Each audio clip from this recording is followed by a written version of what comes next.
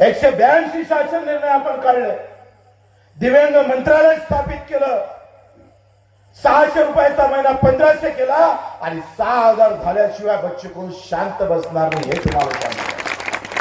त्या दिवशी अजितदादा म्हणे एवढे पैसे नाही आहे. म्हटलं तुमचा पगार किती होता ते सांग. तुमचा पगार 950% वाढला, 937% अजितदादा पवारचा पगार वाढला. 900 टक्केवारी समजते ना तुम्हाला. अजितदादा पवारले 55,000 रुपये महिना होता, आता अजितदादा पवारले 3.5 लाख रुपये महिना भेटते. सगळ्यात गरीब माणूस. 70,000 कोटीचा घोटाळा गेला ते तर माहितच नाही आपल्या देशात केला होता का कोणत्या देशात केला होता. मला नाही वाटत आपल्या देशात केला असं म्हणून. ते फडणवीस आ करून बोंबलत जाय. काय म्हणे रे, काहीतरी म्हणे तो फडणवीस, काहीतरी चक्की फिसिंग आईची खटखटेच्या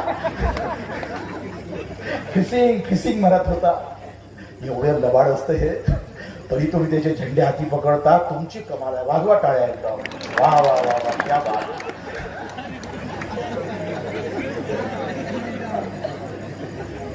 माना लागेल तुम्हाला, पण खरंच याव तुमच्याच पोटी जन्माला या.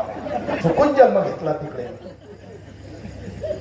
वा बे भाजपवाले फिसिंग करत आहे. आता मांडीले भरून मांडून बसते सगळं. दादा इकडे या जवळ. अभि फिसिंग कुठे गेलं.